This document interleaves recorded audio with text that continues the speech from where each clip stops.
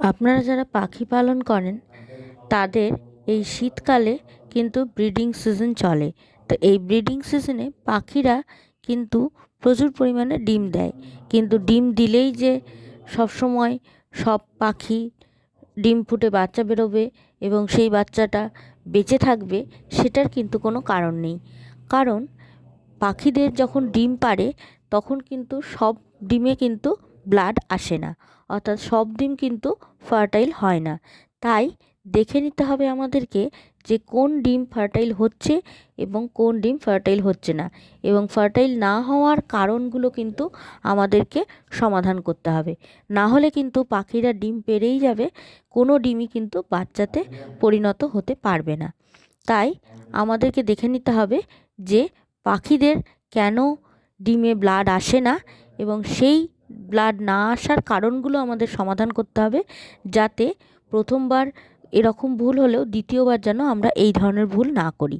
তাই ভিডিওটি সম্পূর্ণ দেখুন, যাতে পাখিদের ডিমে ব্লাড আসে না তারা কিন্তু আমার এই ভিডিওটি দেখে অবশ্যই উপকৃত হবে।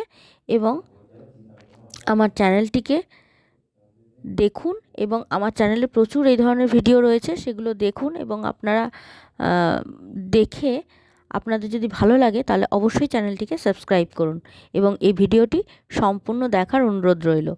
আপনারা যদি এই ধরনের সমস্যায় থেকে থাকেন তাহলে কিন্তু অবশ্যই আমার ভিডিওটি সম্পূর্ণ দেখবেন। তো চলুন ভিডিওটি শুরু করা যায়। আমি এখন 7টা পয়েন্ট নিয়ে আলোচনা করব। সেই 7টা বা 8টা পয়েন্টের মধ্যে আমি বিশ্লেষণ করব যে আপনাদের পাখিদের যে ব্রিডিং প্রসেসটা চলে, সেই ব্রিডিং প্রসেসে যে ডিমগুলো তারা পাড়ে ব্রিডিংয়ের ফলে, সেই ডিমগুলোতে কেন ব্লাড আসে না, এবং ব্লাড না আসার জন্য কি কি বিষয়গুলোকে আমাদের খেয়াল রাখতে হবে, এবং কোন কোন বিষয়গুলো শুধরে নিলে আমাদের পাখিদের যে ডিমগুলো পারবে সেই পাখিতে সেই ডিমে ব্লাড আসবে, সেটি বাজরিগার হোক বা লাভবার্ড। তো এখন আমরা আগে জেনে নেব যে আমরা যে পাখিগুলোকে কিনছি সেই দোকানদার আমাদেরকে ঠিকঠাক পাখি দিচ্ছে কি না। অর্থাৎ তারা যদি অল্প বয়সের কোনো পাখিকে বলে যে তাদের ব্রিডিংয়ের বয়স হয়ে গেছে, আপনারা এটিকে বাড়ি নিয়ে গিয়ে তার ব্রিডিং বক্স দিয়ে তাদেরকে জোড়া দিয়ে দেন, তাহলে কিন্তু আপনারা সেটা বিষয়ে সাবধান হয়ে থাকবেন। কারণ এক একটা পাখির ক্ষেত্রে এক এক রকম তাদের ব্রিডিং বয়স থাকে। যেমন লাভবার্ডের ক্ষেত্রে 1 বছর এবং বাজরিকার পাখিদের ক্ষেত্রে 7 থেকে 8 মাস। এটা মেনটেন করতে হয়, না হলে কিন্তু আপনার যে পাখিগুলো রয়েছে সেগুলো কিন্তু ঠিকঠাক বয়স না এলে কিন্তু তারা ঠিকঠাক ব্রিডিং করবে না, এবং ঠিকঠাক ব্রিডিং না করলে কিন্তু সেই পাখিগুলো অপরিণত ডিম দেবে, যেটা কিন্তু কখনোই ফার্টাইল হবে না। তো সেই হিসাবে আপনাদের কিন্তু খেয়াল রাখতে হবে সে বিষয়ে। এবং 2 নম্বর পয়েন্ট হচ্ছে, আপনাদের যে পাখি রয়েছে সেই পাখিদের কিন্তু এজটা কিন্তু সবচেয়ে বেশি ইম্পর্ট্যান্ট। তো সেটি কিন্তু আমি আগেই বলেছি, এখনও বলবো, সেটি হচ্ছে তাদেরকে সবসময় তাদের এজ অনুযায়ী ব্রিডিংয়ে বসাতে হবে। অর্থাৎ একটা পাখির যদি অনেক বেশি এজ থাকে আর আরেকটা পাখির যদি একেবারে এজই না থাকে, অর্থাৎ তাদের এখনও এজ হয়নি তাদের অ্যাডাল্ট হওয়ার, আর একটা পাখির প্রচণ্ড এজ, অর্থাৎ তাদের সে অনেকটা বয়স্ক হয়ে গেছে, সেই রকম বয়স্ক পাখির সাথে একটা অ্যাডাল্ট না হওয়া পাখির কিন্তু কখনোই জোড়া দেওয়া উচিত না। অনেক সময় আমাদের হয় একটা পাখি কোনো কারণে মারা যায়, সেই পাখিটার যে জোড়াটা ছিল সেই পাখিটার জোড়াটা হয়তো অনেকটা এজ হয়ে গেছে, 1 বছর কি 2 বছর কি 3 বছর হয়ে গেছে সেই পাখিটার বয়স, তার সাথে একটা সদ্য অ্যাডাল্ট হওয়া একটা পাখিকে আমরা জোড়া দিয়ে দিই, এর ফলেও কিন্তু আপনাদের সমস্যা হতে পারে। এতে কিন্তু বয়স্ক পাখির সাথে এই ইয়ং পাখিটার জোড়া নেওয়ার ফলে কিন্তু তারা ঠিকঠাক ব্রিডিং করলেও ডিম কিন্তু ঠিকঠাক ফার্টাইল হয় না, এটা কিন্তু একটা সমস্যা।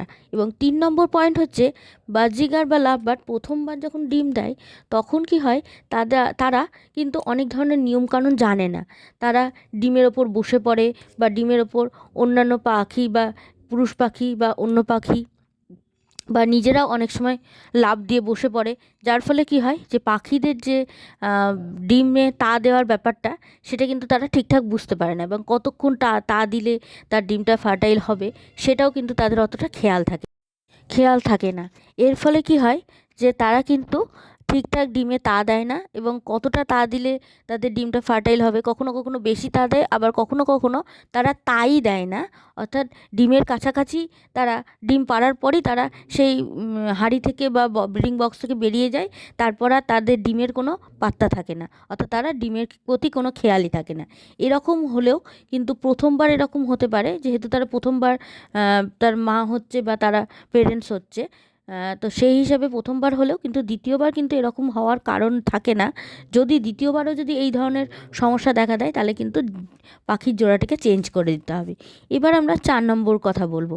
4 নম্বর, পাখিরা যে স্টিকে তারা যাতায়াত করে বা যে স্টিকে তারা বসে, সেই স্টিকটা যদি তাদের পায়ের গ্রিপটা যদি সেই স্টিকের থেকেও ছোট হয়ে থাকে, অর্থাৎ তাদের যদি স্টিকটা খুবই বড় হয়ে মোটা হয়ে থাকে, যে তারা পাখিরা গ্রিপ করতে পারছে না, বা খুবই পাতলা হয়ে থাকে যে তারা লাফ দিয়ে যাতায়াত করলেই ভেঙে যাচ্ছে, সেই রকম জায়গায় যদি তারা ব্রিডিং করে, তাহলে কিন্তু তারা ঠিকঠাক নড়ে চড়ে যায়, এবং তারা কিন্তু ঠিকঠাক গ্রিপ না করার ফলে কিন্তু তারা ঠিকঠাক করে সেই লাঠিতে বসে ব্রিডিংটা করতে পারে না।